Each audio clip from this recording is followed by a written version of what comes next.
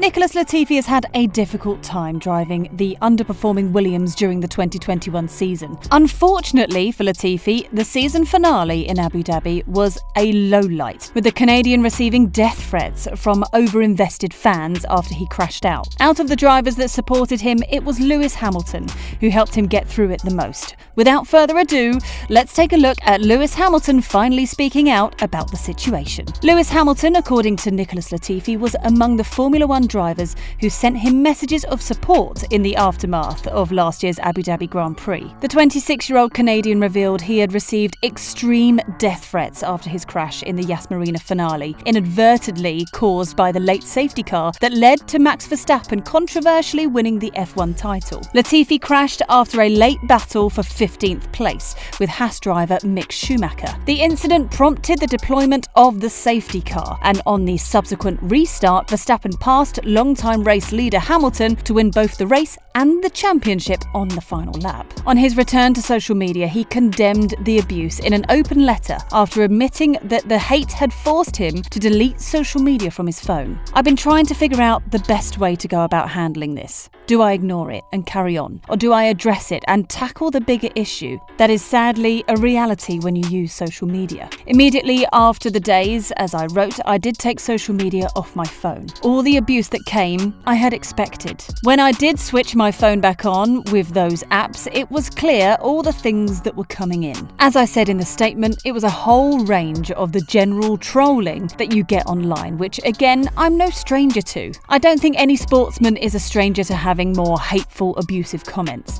And then yes, there were the more extreme death threats, which again obviously goes way, way over the line. Latifi admitted he was aware of how things were likely to unfold on social media and described the abuse as the stark reality of the world we live in. He acknowledged the negativity and extreme scrutiny that athletes face, but drew a line under what happened in Abu Dhabi. As we've seen time and time again across all different sports, it only takes one incident at the wrong time to have things completely blown out of proportion and bring out the worst in people who are so-called fans of the sport. What shocked me was the extreme tone of the hate, abuse, and even death threats that I received. Latifi was 16th out of 16 cars still racing at Yas Marina when he crashed out while pursuing Haas rival Mick Schumacher. But in his opinion, it makes no difference what position you fight for. Some people said I was racing for a position that didn't matter with only a handful of laps remaining. But whether I'm racing for wins, podiums, points, or even last place, I will always give it my all until the checkered flag. I'm the same as every other driver on the grid in that regard.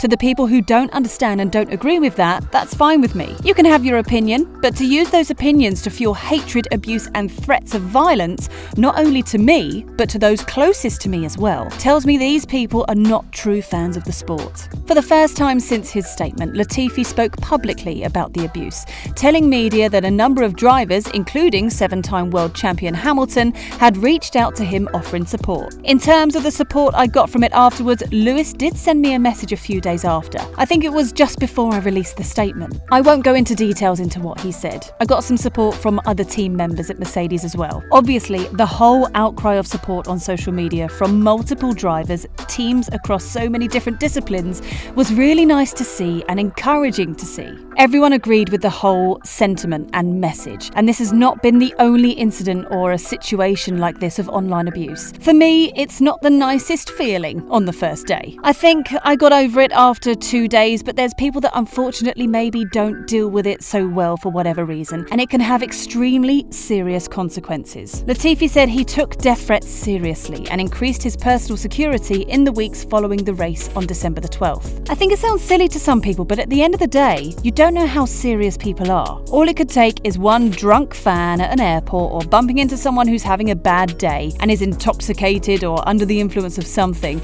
and has these really extreme opinions. All it takes is that 1 in a million person. Some days I was back in London after the race and I did have some security with me when I was doing certain things. I went to the Winter Wonderland with my girlfriend because we didn't manage to fit that in before the last block of races, and I had some security detail with me on that. Again, it sounds sounds funny, sounds silly, but we really did take the threat seriously because you don't really know what could happen. Just an unfortunate part of the world we live in. Along with Mercedes, Williams threw up their weight behind the Canadian, assisting him throughout the ordeal. Speaking at the Williams F1 2022 car launch, team principal Jos Capito explained how Latifi has overcome such adversity after stepping away from the spotlight over the winter. "I think what happened to him is completely unacceptable.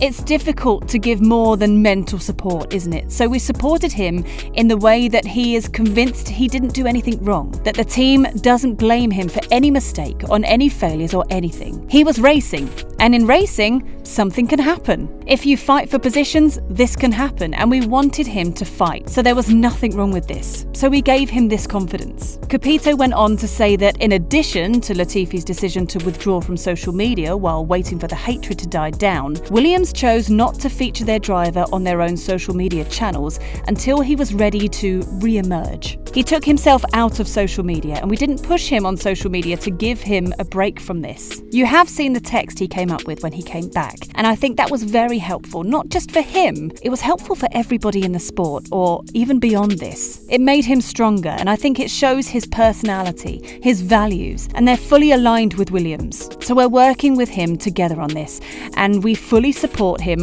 whatever he would need or would require. Surprisingly, support also came from outside the sport, with LA Dodgers star Trevor Bauer joining the supporters as he shared Latifi's post defending the Williams driver. You should all read this, especially those who turn notifications on to say hateful things to athletes as soon as they tweet. Take a while to reflect on the world you're contributing to. Is that the type of world you'd like to live in? Well said, Nicholas, and all the best to you. Michael Masi has also faced abuse from fans after his controversial decision in the 2021 Abu Dhabi Grand Prix handed Max Verstappen the victory. And his victory earned Masi a lot of flack, which has taken its toll, according to the FIA Secretary Peter Bayer. As a police officer, you rarely get any sympathy. What has become unbearable are the reactions on social media, which stop at nothing, as you saw with the death threats against Williams driver Latifi. Michael doesn't have an account, but the hostility in other channels really hit him. In our conversations, I assured him of the support of the association and let him know we want to continue working with you. But I also need your understanding that we do that subject to investigate. Alexei Popov, a Russian F1 commentator, was among those disappointed by the reaction of the F1 fans to this situation. "I'm very disappointed with the way Formula One fans react to the news nowadays. I always thought Formula One was different from, say, football. I was very happy and proud that we have much more intelligent fans who respect each other, respectful of the drivers they cheer for, but also of the other drivers and their teams. This year, sometimes it was just scary. I see people talking crap about each other. Honestly, this is not the Formula One I was proud of at one point." It goes without saying that some of the fans have gone too far in this case. Nobody deserves to receive death threats, even if their actions appear unfair in the context of a sporting event. There was undoubtedly a huge clash between fan bases that perfectly reflected the intensity of the battle between Verstappen and Hamilton. However, F1 fans should respect acceptable boundaries and refrain from hurling abuse at the people that make this amazing sport possible. At the end of the day, change cannot be brought about by commenting on Instagram posts or tweeting hateful messages. Thank you for watching. If you like this video, please consider liking and subscribing to the channel, and don't forget to click the bell icon to be notified of future videos. Please leave your thoughts in the comments section below.